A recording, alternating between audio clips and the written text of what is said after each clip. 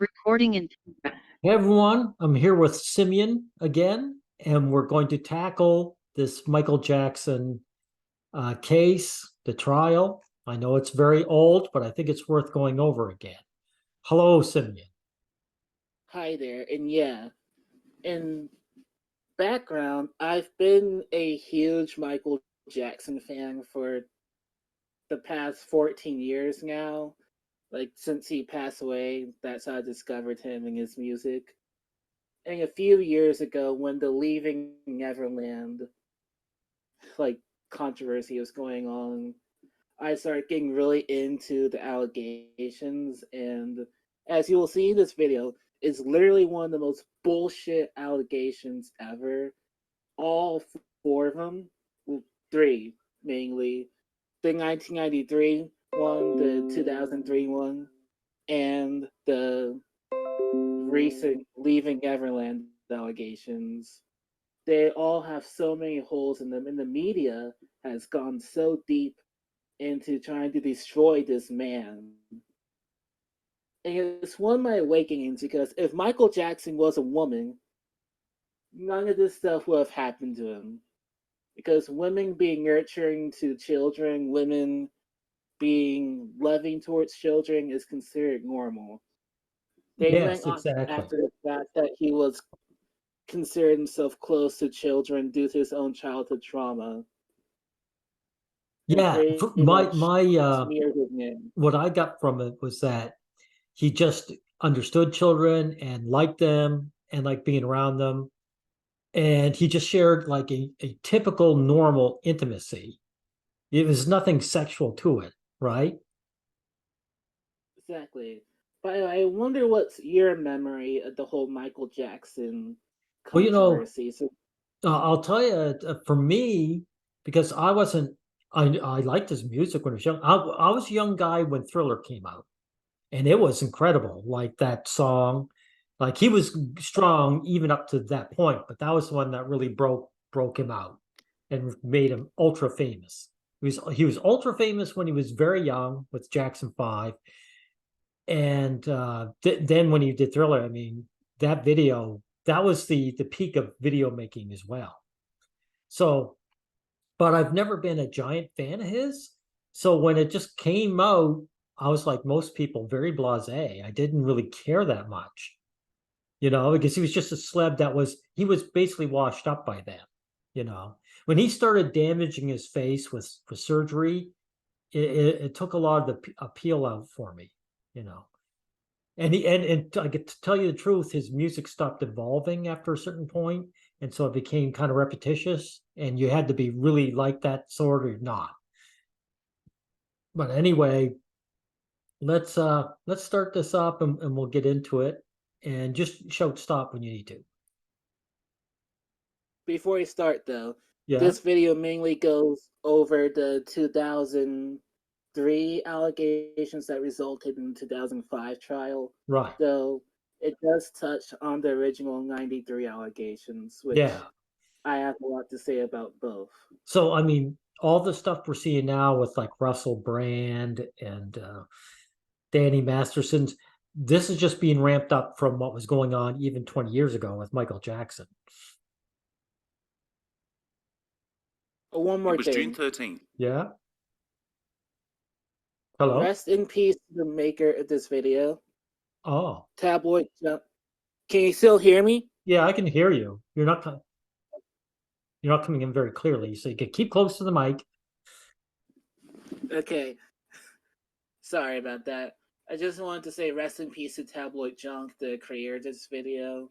He passed away as of a few years ago, so I just wanted to pay my respects towards him. Okay. Okay.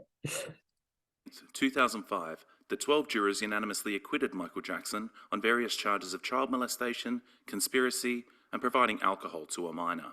Great. I'm glad to hear this, It's difficult to know how history will remember the Michael Jackson trial, perhaps as the epitome of Western celebrity obsession. Perhaps I'm sorry to interrupt, but this guy speaking, is he the guy who died? Yeah. He sounds really young. Maybe it's just me. What did he pass away of? I'm not sure. I just heard from the Michael Jackson This Fan podcast Oh, that he okay. had passed away. Okay, never mind then. Perhaps as a 21st century lynching. Personally, I think it will be remembered as one of the most shameful episodes in journalistic history.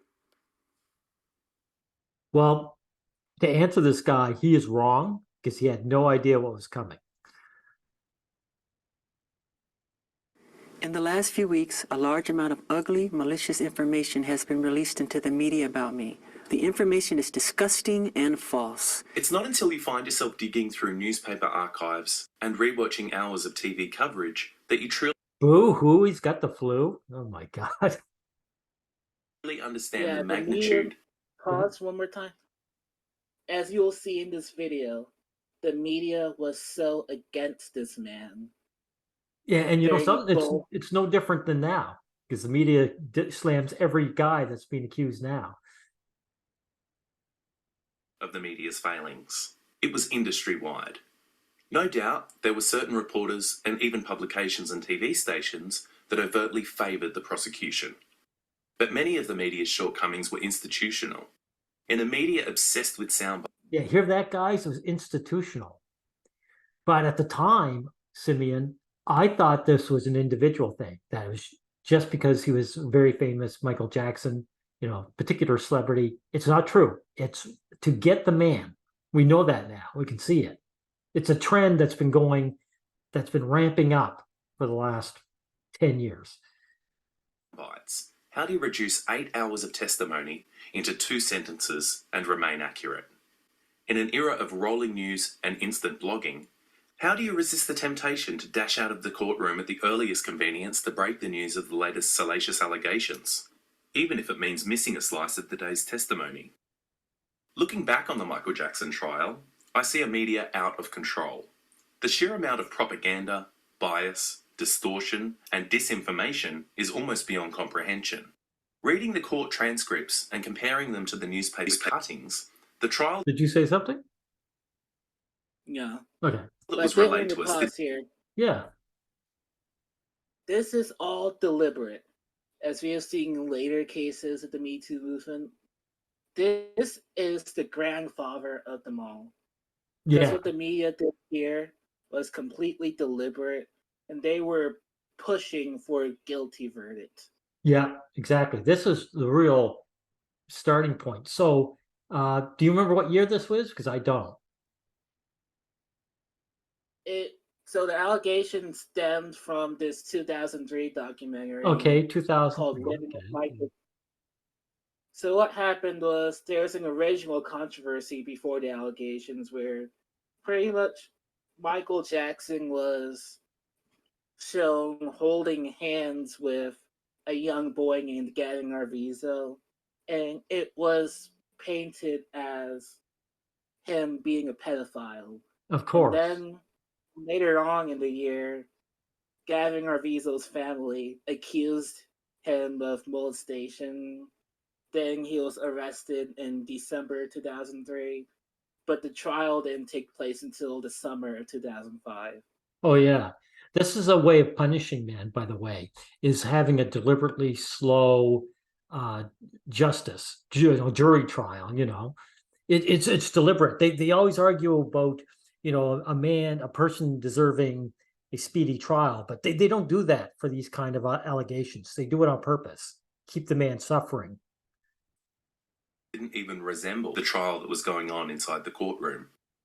The transcripts show an endless parade of seedy prosecution witnesses perjuring themselves on an almost hourly basis and This is typical too. Perjuring themselves on an hourly basis. You know, people dogpile these guys. crumbling under cross-examination. The newspaper cuttings and TV news clips detailed day after day of heinous accusations and lurid innuendo. It was November 18th, 2003. Approximately 70 investigators from the Sheriff's Department and the District Attorney's Office. Oh, there's my answer there. They said it in this one. Sorry, everyone, I haven't watched this video yet, so. Served a search warrant at Neverland Ranch in Los Olivos. Additionally, an arrest warrant for Mr. Jackson has been issued on multiple counts of child molestation. The bail amount on the warrant has been set at $3 million.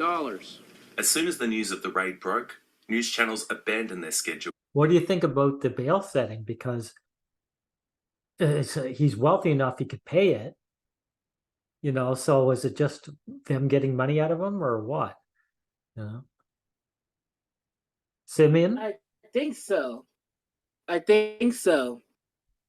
Because if they really wanted Because to stop him, they would, considering how much money if they really wanted to stop him, they could make 100 million or whatever, So it just seemed like it was about preventing him from leaving the country or anything like that, or fleeing. Seemed more like they're just saying, he's got money, let's take a chunk. And switched I'll to go 24-hour more into this later. Yeah, okay. coverage. When it emerged that Jackson was accused of molesting young cancer survivor Gavin Arvizo, the boy who famously held the singer's hand in Martin Bashir's Living with Michael Jackson There documentary. is. Pause right Yeah, there. yeah. Go back. Sure, just a sec. Yeah. That scene from Living with Michael Jackson was the His catalyst hand for in all Martin of it. Bashir's Yeah, as you can see by the young fella's looks, like he does not look like a victim of Michael Jackson. He looks like a young guy who's suffering from cancer. And this is all very willing, and this is all just intimate. This is Michael Jackson showing support and intimacy of a good sort with another human being. Living with Michael Jackson documentary, the media went into overdrive. Networks were so obsessed by the Jackson scandal that a terrorist attack in Turkey went almost entirely unreported, with only CNN bothering to broadcast George Bush and Tony Blair's joint press conference about the disaster. All three This goes to show people really aren't interested in foreign affairs. major networks immediately set about producing hour-long specials on the Jackson case, apparently undeterred by the fact that nothing was yet known about the allegations and prosecutors weren't answering questions. CBS dedicated an episode of 48 Hours Investigates to the arrest, while NBC's Dateline and ABC's 2020 also rushed out Jackson specials. Within 2 days of the Neverland raid, and before Jackson had even been arrested, VH1 announced a half-hour documentary called Michael Jackson Sex Scandal. Daily Variety described the Jackson story as a godsend for media outlets, particularly cable news channels and local stations looking to pump up Nielsen numbers in the final week of the all-important November sweeps. Daily Variety was right. Celebrity-oriented... I believe in that case, there was more of a case of people making money off it. Like the families that were suing him, I think they really were out to get the money originally. Even though people are out to get to Jackson, it seemed more like an individual thing. But like you say, this is the grandfather of it, because it has become 100% just accuse a man falsely and get him behind bars. News shows saw figures spike when the Jackson story hit. Viewing figures for Access Hollywood were up 10% on the previous week. Entertainment Tonight and Extra both achieved season best audience numbers, and Celebrity Justice also enjoyed an 8% rise. Newspapers reacted just as hysterically as TV stations. "Sicko," shrieked the New York Daily News. "Jacko." Wow, that Daily News, that looked like, Simeon, what is it? What is that rag? You know what I mean? That Daily Mail. Yeah, but I'm thinking, no, the ones that really, the Star or something like that. That reminds me of a cover from the Star magazine, or like that. "Now get out of this one," goaded the New York Post.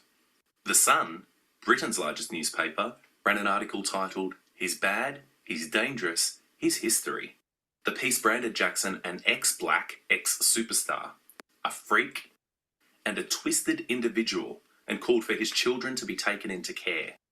If he weren't a pop idol with piles of cash to hide behind, it said, he would have been picked up years ago.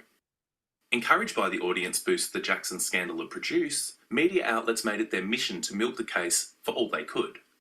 Entertainment Weekly's Tom Sinclair wrote, "Media mavens, from the tackiest tabloid reporter to the nattiest network news anchor are in overdrive, scrambling to fill column inches and airtime with jacko scoops and talking heads.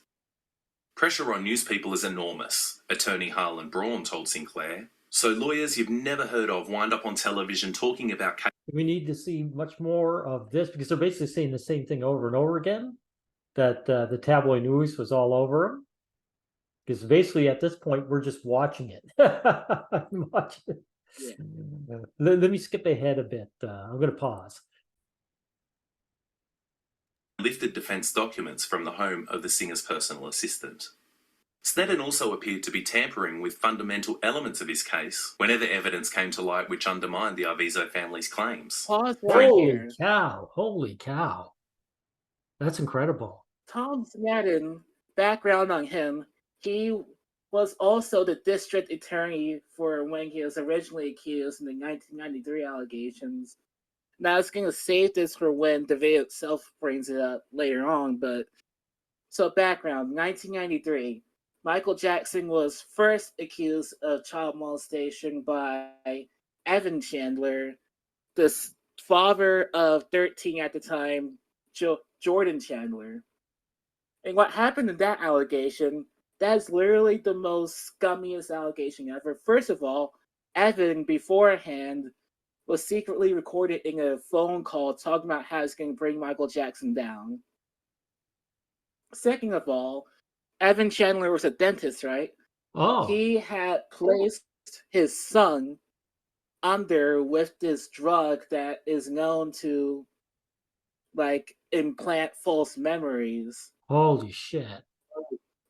And 3, Evan only went to the police after he couldn't get Michael Jackson to like settle out of court. Oh, wow. That's disgusting. And finally, once they were able to get a lawsuit settlement for Michael Jackson, Jordan Chandler and Evan Chandler stopped cooperating with the police, and the case wasn't even indicted. It was like dropped some point in '94 because they stopped cooperating after that. Oh yeah, this is definitely a money grab here. This is them putting And Tom on Jackson. Sneddon right here. Yeah. Sorry. Go ahead. Tom Sneddon right here was also the district attorney spearheading the first case against Michael Jackson. So this is just pure systemic corruption and conflict of interest right here. Oh yeah. Shows you how corrupt the authorities are.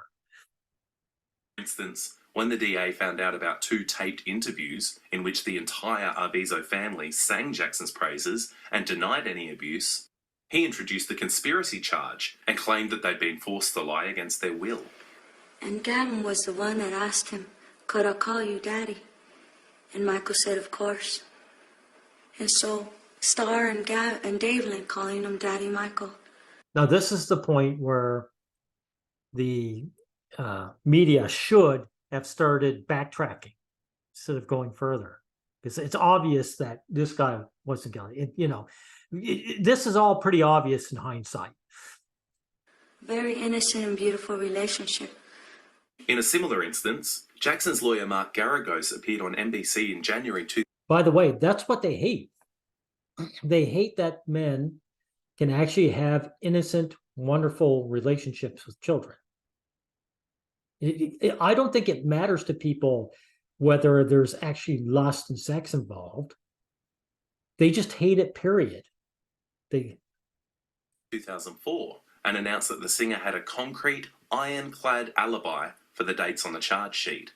By the time Jackson was rearraigned in April for the conspiracy charge, the molestation dates on the rap sheet had been shifted by almost 2 weeks. Sneddon was later caught seemingly trying to plant fingerprint evidence against Jackson, allowing accuser Gavin Arvizo to handle adult magazines during grand jury hearings, then bagging them up and sending them away for fingerprint analysis. Not only did the majority of them... Holy cow, that is absolutely good. This guy belongs behind bars. Well, he's dead now. Make it that as you will. But yeah, this is literal illegal evidence tampering. They are breaking their own laws just to get conviction out of this innocent man. Exactly. And reminder, this is the biggest celebrity of all time, the most famous pop artist of all time, and they're going this hard to try to lock him up.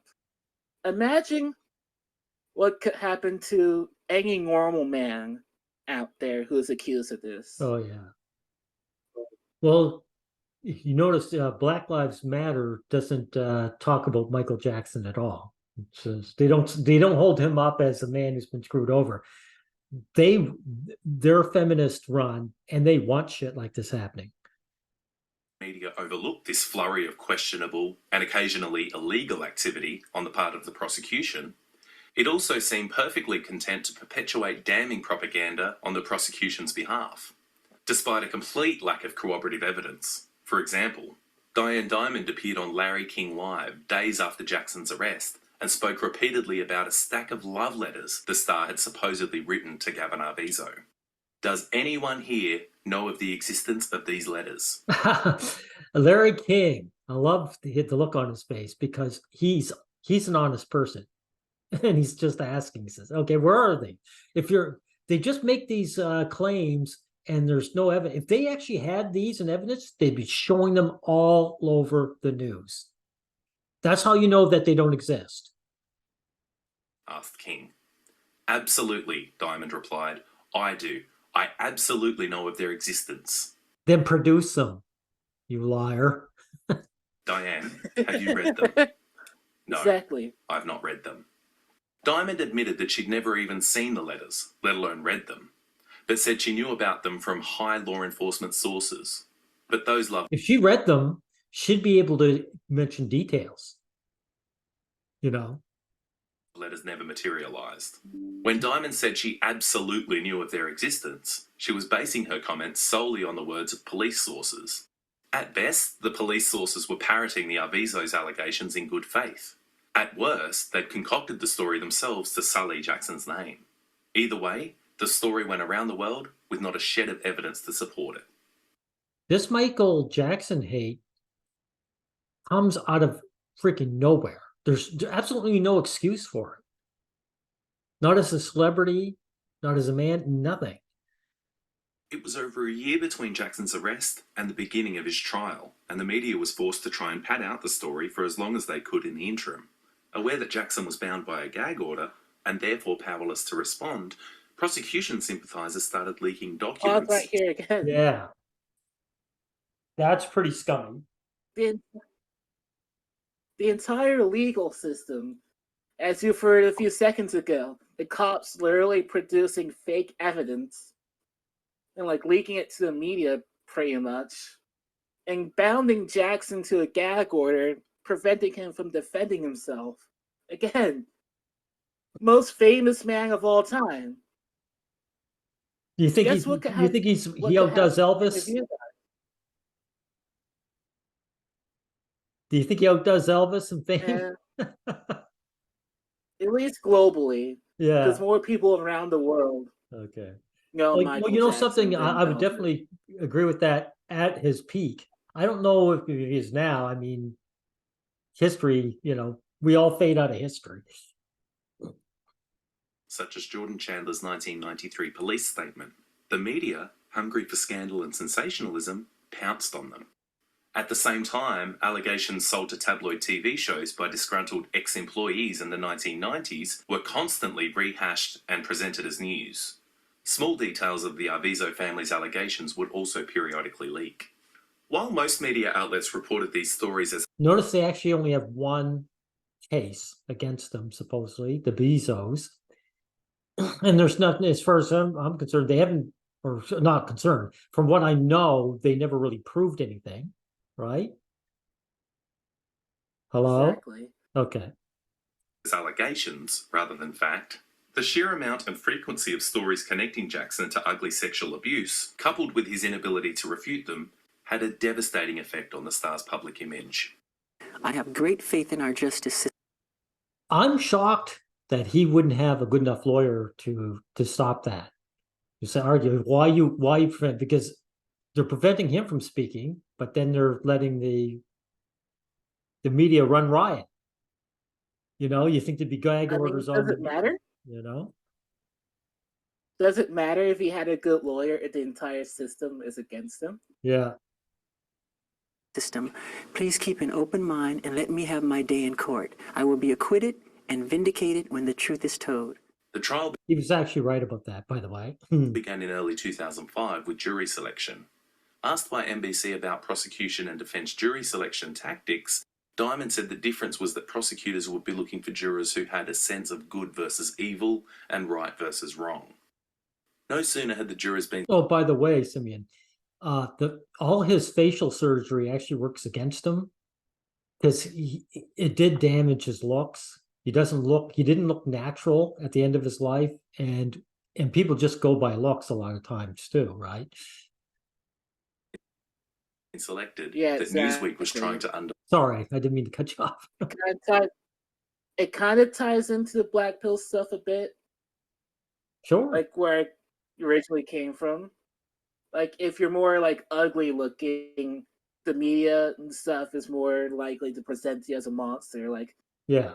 you've seen those tabloids already, like how they like present Michael's face, Yeah. and all that. Exactly, using his looks against him. Undermine them, claiming that a middle-class jury would be unable to fairly judge a family of lower-class accusers. In an article titled "Playing the Class Card," the magazine said, "The Jackson trial may hinge on..." Oh, just a little off topic. I noticed that young fella, he looks healthy, but you could tell the cancer must be zapping him because he's always leaning on someone. Poor guy at the time. I don't know if he even made it, Simeon, the young fellow who got cancer they showed there. I think he's still alive. Good. Something other than race, and we don't mean the evidence. As the trial kicked into gear, it became quickly apparent that the case was full of holes. The prosecution's only evidence... Yeah, go ahead. Simeon? No, I didn't say anything. Oh, sorry. I didn't say was anything. a stack of I gotcha.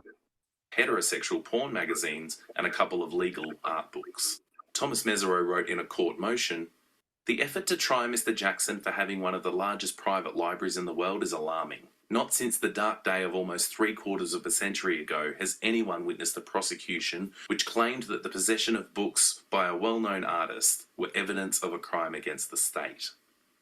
Wow, that's saying a lot. He's saying, what, 3 decades ago? So in other words, at the time, he's saying you'd have to go back to the lynching days of the 1960s, 70s, or 60s.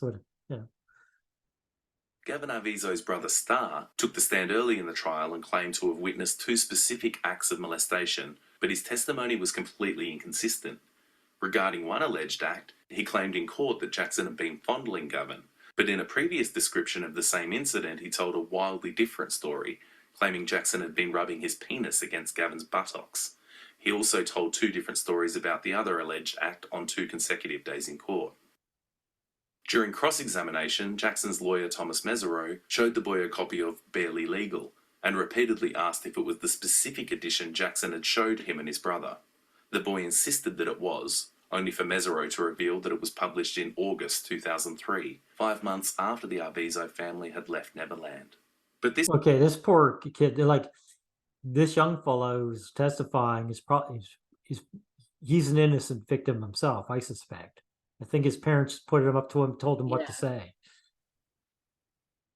This information went almost into... Pause again. You'll learn later on that the parents, especially Janet Arvizo, have a really sketchy history involving celebrities and fraud.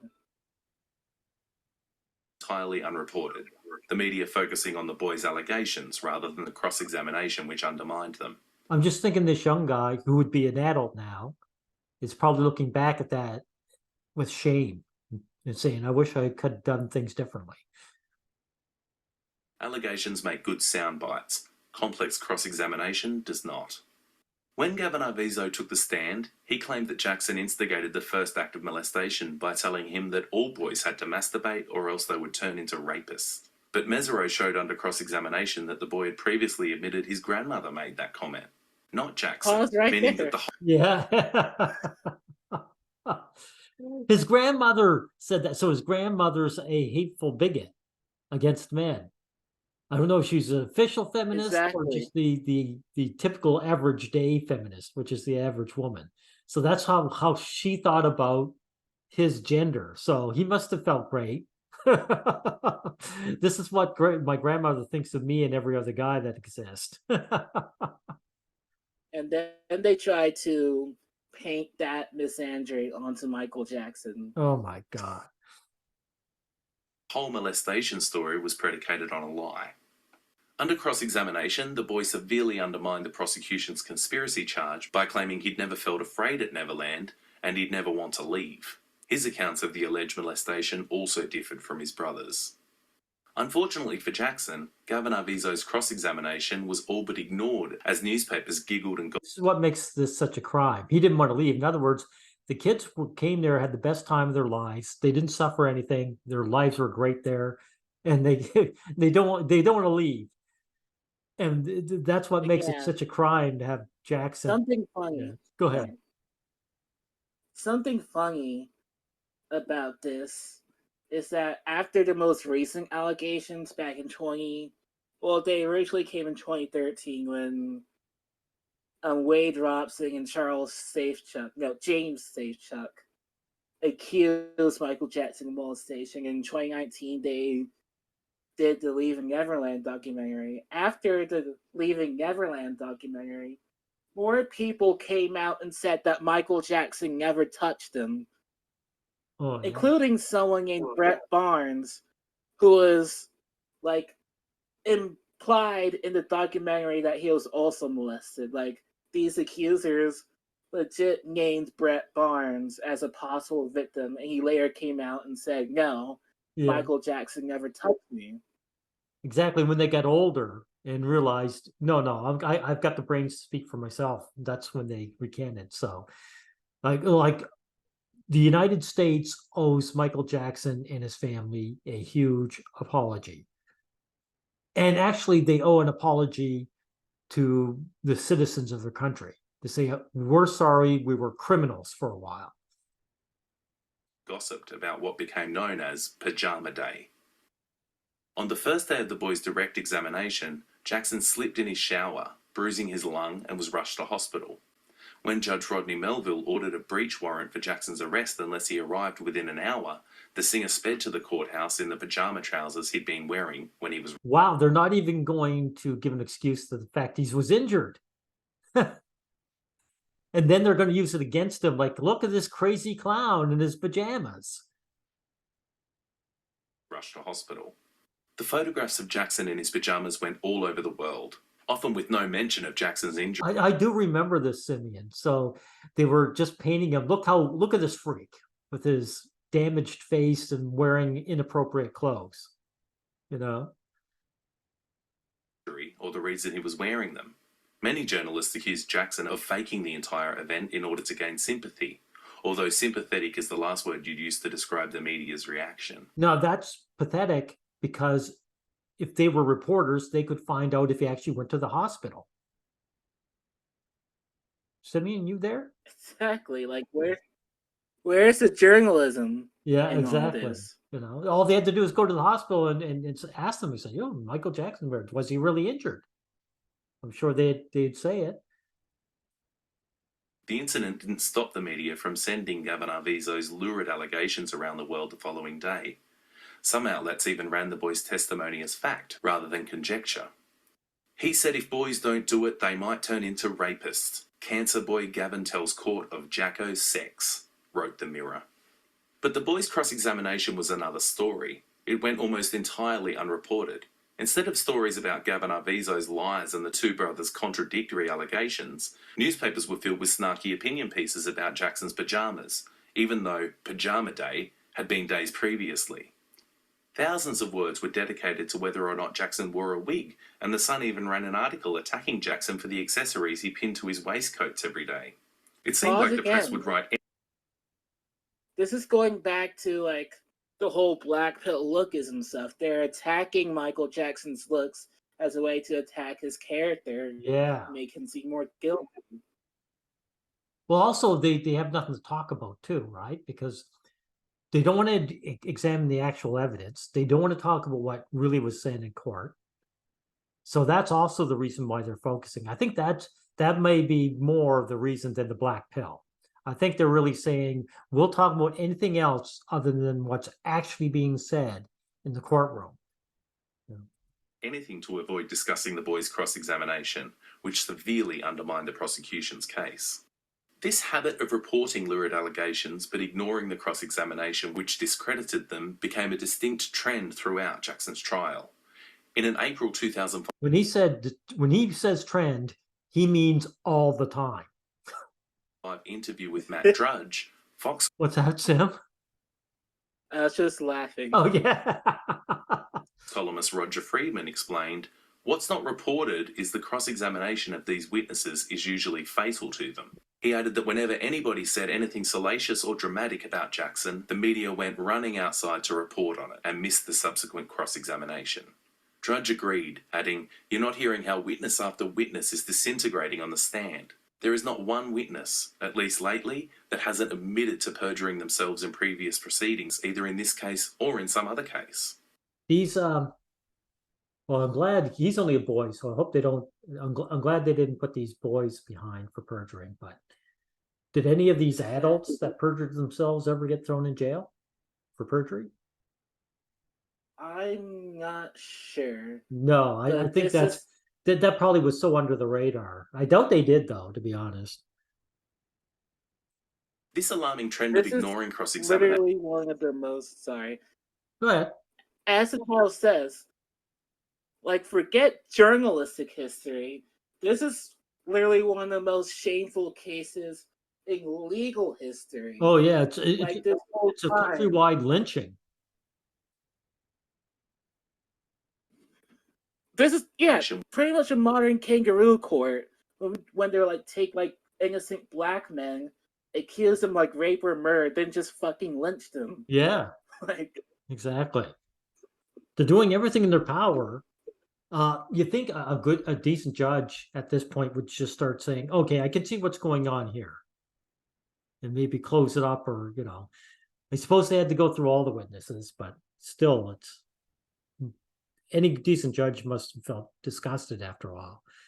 was perhaps most apparent in the media's coverage of Kiki Fournier's testimony. Under direct examination by the prosecution, Fournier, a Neverland housekeeper, testified that when at Neverland, children often became unruly, and she had sometimes seen children so hyperactive that they could, feasibly, have been intoxicated. So they were having such a great time that they were just unruly, and that must have been intoxication. yeah, one of the charges was that, like, Michael Jackson giving alcohol to kids, Yeah. which makes no sense because alcohol is a depressant and doesn't make people more hyper. Exactly. And plus, it's just laughable. Like, trying to paint like a kid's normal hyperactivity as like being drunk is literally brain dead. Yeah. What's happened is that they had no school. Probably the parents were just relaxing somewhere, and they just had all day screaming and having a great time. No wonder they were hyper. Media scurried outside to report this apparent bombshell and missed one of the most significant pieces of testimony. Oh, by the way, notice the aim for the boys. I mean, there were girls there too, right? So there's some real homophobia going on here, as far as I can tell. In the entire trial.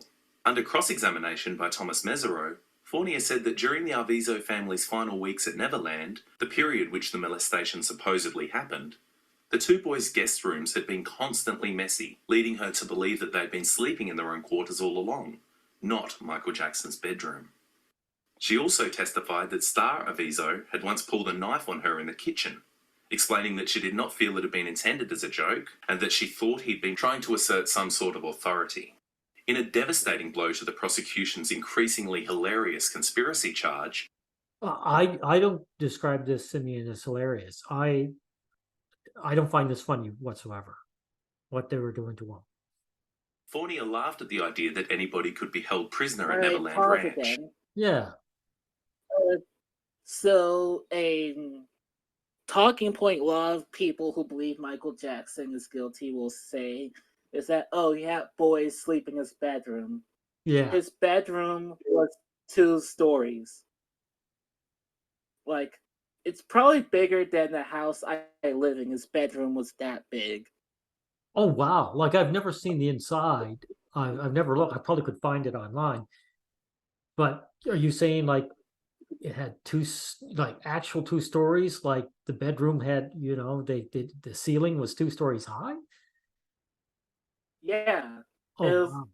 it was less of a like private bedroom and more of like an area the house sectioned off. Oh wow! That's incredible. Okay, just saying. telling the jurors that there was no high fence around the property and the family could have walked out at any time with ease. When Gavin and Star's mother, Janet Arvizo, took the stand, Tom Sneddon was seen with his head in his hands. She claimed that a videotape of herself and her children praising Jackson had been scripted word for word by a German man who barely spoke English. In outtakes, she was seen singing Jackson's praises and looking embarrassed and asking if she was being recorded. Oh, we're on camera? Yeah. Oh. We are? Oh, God! She said that had been scripted too. She claimed she'd been held hostage at Neverland, even though logbooks and receipts showed she'd left the ranch and returned on 3 occasions during the period of, quote, captivity. Wow, that's serious perjury. I doubt they put her behind bars, but I'd love to think she deserves to be put behind bars.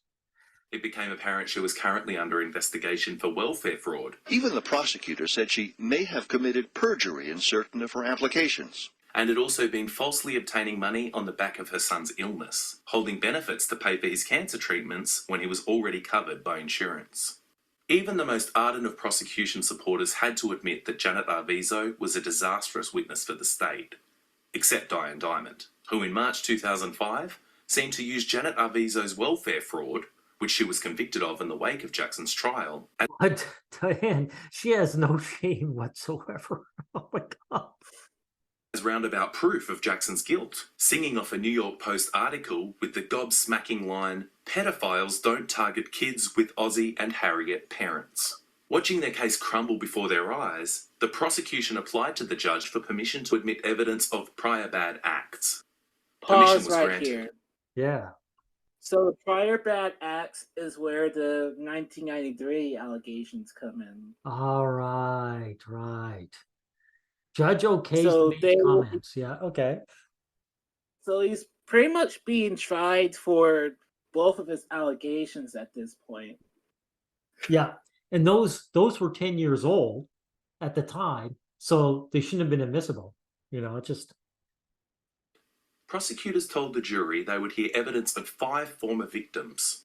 But those 5 former cases turned out to be even more laughable than the Arvizo's claims. And the judge did something I've never seen happen in a case like this. With respect to 3 of those alleged 5 victims, they put on 3 guards who had worked at Neverland to say they saw these 3 people molested. And the 3 people they say they saw molested, they were my first 3 witnesses. They came in and said they were never touched. Yeah, that was McCulkin there. Apparently he had nothing but praise for Jackson, right? So exactly, like that statement right there, the fact that the fucking security guards literally called Mesereau's first 3 witnesses just ended the case right there.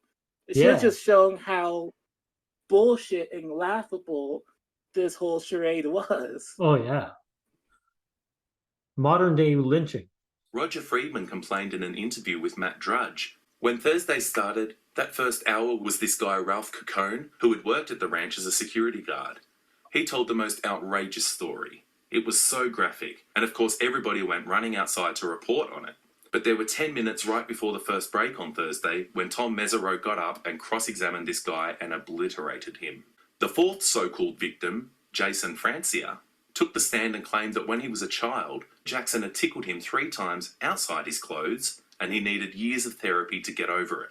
The jury was seen rolling their eyes, but reporters, including Dan Abrams, heralded him as compelling, predicting that he could be the witness who put Jackson behind bars. The 5th alleged victim was Jordan Chandler, who fled the country rather than testify against his former friend. He's the one who got a settlement in the early 90s. Now, my understanding is the prosecutors tried. Oh, he was smart. He got out of there. So he actually got a settlement. Yeah, So and yeah. you'll learn later what happened with him and his family after the allegations. Okay. Tried to get him to show up, and he wouldn't. If he had, I had witnesses who were going to come in and say he told them it never happened and that he would never talk to his parents again for what they made him say. And it turned out he had gone into court and gotten legal emancipation from his parents. June Chandler. Wow. Wow. There was a lot of children being thrown under the bus to get at Jackson. Geordie's mother, testified that she hadn't spoken to her son in 11 years. Questioned about the 1993 case, she seemed to suffer from a severe case of selective memory. At one point, she claimed she couldn't remember being sued by Michael Jackson, and at another, said she'd never even heard of her own attorney. She also never witnessed any molestation. So when that happens, I think we were able to effectively take all of us and say, ladies and gentlemen of the jury, you can't believe these prosecutors. You can't believe their case. You know, they'll say anything to try and win. When the prosecution rested, the media seemed to lose interest in the trial. And what he's saying there, Simeon, it's not just a case of the prosecutors doing everything that they should. They're actually breaking the law. Like you say, breaking their own rules. I mean, they're criminals. Yeah, The evidence tampering alone should have caused some mistrial. Yes, exactly. This case was given comparatively little newspaper space and airtime. The Hollywood Reporter, which had been diligently reporting on the Jackson trial, missed out 2 whole weeks of the defense case. The attitude seemed to be that unless the testimony was graphic and salacious, unless it made a good soundbite, it wasn't worth reporting. The defense called numerous fantastic witnesses, boys and girls who had stayed with Jackson time and again and never witnessed any inappropriate behaviour. Employees who had witnessed the Arvizo boys helping themselves to You know something? Pause right here. Yeah, go ahead. Yeah. Simeon? Michael Jackson was in contact with hundreds, potentially thousands of young children. Yeah. If you were the malicious pedophile these allegations claimed, it would have been like fucking Harvey Weinstein level allegations coming out Yeah. Yeah.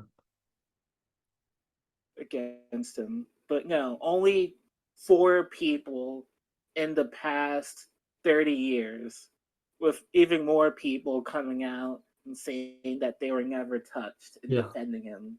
When you think about Michael Jackson, his father really drove the boys and killed his childhood for him. He's actually quite, or he was a well-adjusted man considering his upbringing. Like, he was really heroic in his kindness. You know, society should be ashamed for going after someone like Michael Jackson.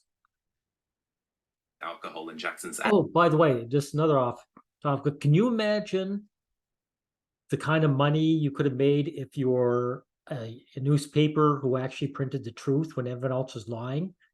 And you'd have bragging rights too. It's amazing. Absence, and celebrities who had also been targeted for handouts by the accuser. But little of this testimony was relayed to the public.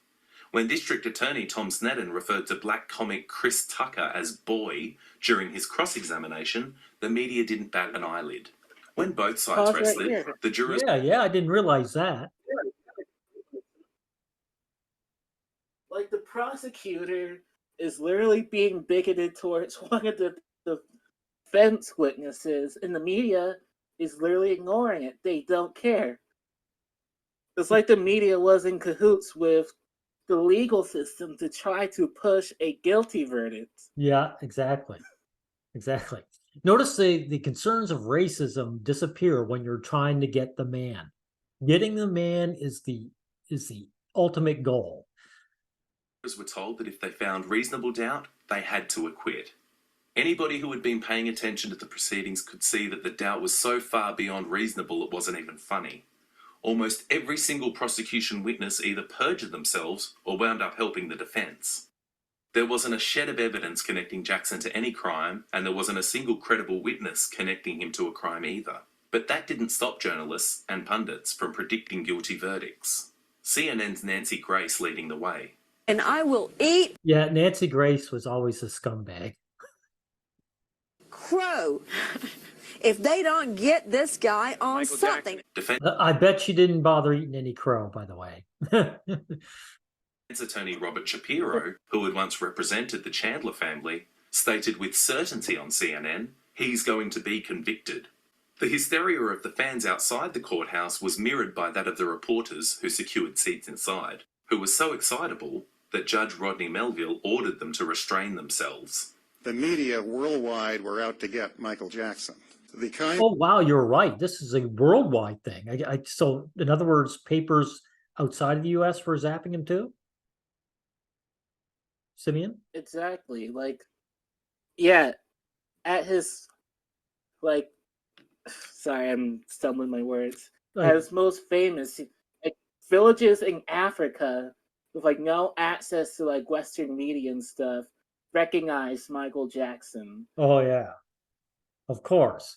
But I just mean, like, media itself, like European media was also zapping him or saying bad things about Jackson? Yeah. Okay. Yeah, especially British media. Oh, yeah, that's British right. media, like a lot of those newspapers and tabloids were British of origin, and a lot of British television channels, I think BBC4, I think a few others, were publishing all of these like weird documentaries trying to paint Michael Jackson as a pedophile, Oh, yeah. even after the trial. Yeah. I forget about the BBC. I know they'd be in on this shit. They're feminist run. kind of copy that his being convicted, remanded to jail, the build up to a sentencing, which would have been the biggest sentencing in world history, was something they wanted. You know, this was big, big business. They were doing everything they could to spin a conviction. When the jury delivered 14 not guilty verdicts, the media was humiliated, Mesereau said in a... Yes. They should be. Oh, yes. Thank you, you pieces of garbage. Subsequent interview. We, the jury, in the above entitled case. Hey, all the guys watching this, look at this Jackson trial and then look at all the recent trials, whether it's Kevin Spacey or even Weinstein. I'm saying it now. Weinstein was railroaded just like the rest. Find the defendant not guilty of illiterate act. Sure. Remember the Bill Cosby? I almost forgot his name. Yeah, Bill Cosby. He was let go because his constitutional rights were violated during that trial that had him locked up. Yeah, exactly. And then you'll have people say, "Oh, he got out on a technicality because he actually said something after he said something after he was let out, and then they used that as excuse to put him back in or something like that." I'm screwing it up, I know, everyone. But anyway, you're right. It's total corruption of the justice system to get men. The justice system has become so sexist. I mean, it always has been, but it's just ramped up to the roof. Upon a minor child. Media analyst Tim Rutten later commented, "So what happened when Jackson was acquitted on all counts? Red faces? Second thoughts? A little soul-searching, perhaps? Maybe one expression of regret for the rush to judgment?" In a post-verdict news conference, Sneddon continued to refer to Gavin Arvizo as a victim and said he suspected the celebrity factor had impeded the jury's judgment.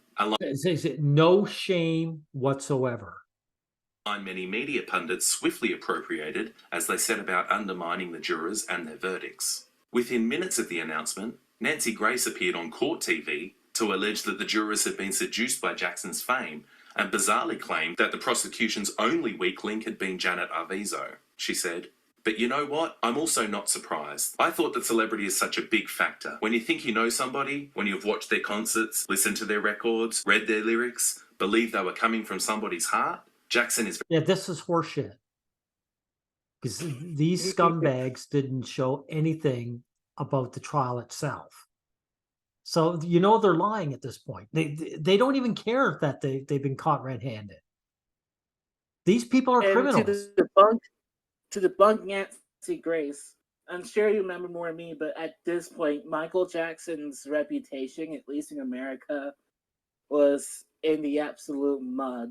Yeah. Because everywhere was joking about him being a pedo, joking about his face, like he was being parodied by Eminem. He was on South Park, Yeah. portrayed as a pedo. Like his reputation was forever damaged by this. And it took him dying for people to be like, hey, we like this guy again. Yeah, exactly. Thank God he was so wealthy that it didn't matter, that he could go on and say, screw you. I'm not going to be a homeless bum because of you scumbags. Very He left the charismatic. Although US he never after this. What's that you said? He left the US after this, actually. Yeah, I don't blame him. I can't remember where he went. Was he somewhere in Europe or I South think America? he went to Bahrain because he was actually invited by, I think, one of the monarchs of Bahrain. Oh, yeah. And I think he also lived in Europe for a bit. Oh, yeah. Exactly. Took the stand, that had an effect on this jury. Over on Fox News, Wendy Murphy labelled Jackson the Teflon molester and said the jurors needed IQ tests. She later added, they basically put targets on the back of all, especially highly vulnerable kids that will now come into Michael Jackson's life. That is disgusting. He's been proven innocent. He's not guilty, and she has the gall to say something like that. Legal analyst Jeffrey Toobin told CNN that he thought the prior bad acts testimony had been effective evidence, even though various boys at the heart of the testimony had taken the stand as defence witnesses and denied ever being molested. Only Robert Shapiro was dignified in the face of the verdicts. Did you say something? Yeah, I want to. It's like, this is such historical revisionism. Like, oh yeah, this is literally holocausting our tier mental gymnastics. Oh yeah, exactly. Yeah, I just want to get back here because this guy actually was the one guy who showed some shame. Let's see. Various boys at the heart of the testimony had taken the stand as defence witnesses and denied ever being molested. Only Robert Shapiro was dignified in the face of the verdicts, telling viewers that they should accept the jurors' decision because the jurors were from a very conservative part of California, and if they had no doubt, none of us should have any doubt. The following day on... There you go. So he was willing to eat a little bit of crow over this. And even then, it wasn't I'm sorry over this, or I screwed up. It's like, yeah, well, we may as well just accept it. On Good Morning America, Diane Sawyer upheld the notion that the verdict had been influenced by Jackson's celebrity status. Are you sure? She pleaded. Are you sure this gigantically... Notice, guys, there's a lot of white women slamming Michael Jackson. You think we have... if you think we've changed from the 1960s, you're wrong. The renowned guy walking into the room had no influence at all. The Washington Post commented, an acquittal doesn't clear his name, it only muddies the water.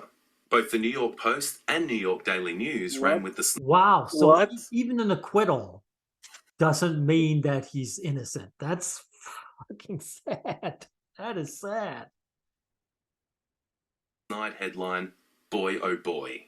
In her final New York Post article about the trial, Diane Dimond bemoaned the not guilty verdict, saying that it left Michael Jackson untouchable. She wrote, he walked out of court a free man, not guilty on all counts. But Michael Jackson is so much more than free. He now has carte blanche to live out his life any way he wants, with whomever he... Good, because he's an innocent man and he's not harmed anyone. So screw you, Diamond. ...wants, because who would ever try and prosecute... Sure. It's no surprise that everyone, of all the journalists who are, just going after Michael Jackson after these verdicts are women. Like, Yeah. not just white women, but just women in general. Oh, yeah. They wanted him bad. Michael Jackson now. In By the way, guys, women have this instinct to destroy men. And this is showing it clearly. Britain's Sun newspaper, celebrity rent-a-gob and talking head extraordinaire Jane Moore penned an article titled, "If the jury agree Janet Arvizo is a bad mum, and she is, how did they let Jackson off?" It Another white woman saying, yeah. began, "Michael Jackson is innocent. Justice has been done." Or so the Looney Tunes gathered outside the courthouse would have us believe. She went on to question the jurors' mental capacity and dismiss the American legal system as half-baked. Nothing and no one truly emerges So the jurors didn't give them the result they wanted, so they must be stupid. as a winner from this sorry mess, she finished. Least of all what they laughably call American justice. After the initial outrage, the Michael Jackson stories Well, she is right, because the American justice system tried to screw an innocent man. slipped out of the headlines. There was little analysis on the not guilty verdicts and how they were reached. The money was in a conviction. The story was over.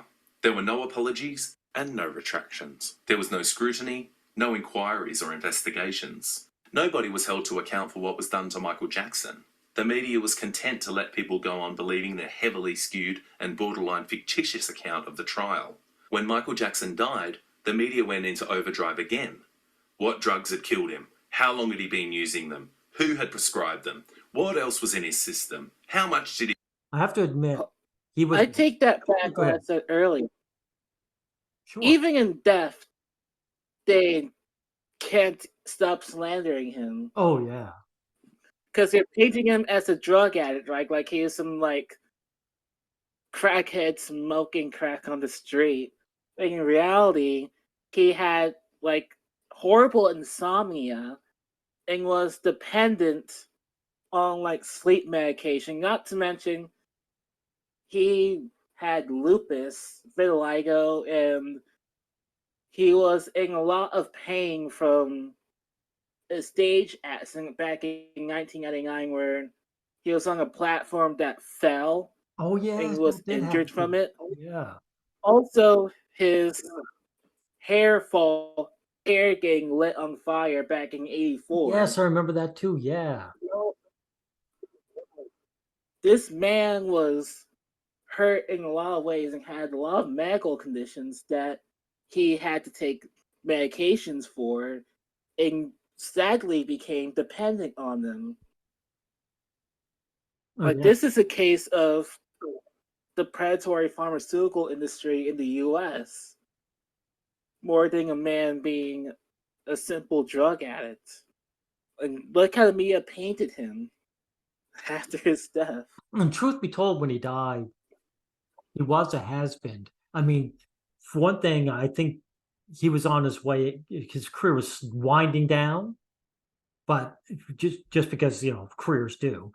But they really put the hammer to it by destroying his reputation, the media. Anyway, but there was one question nobody seemed to ask. Why?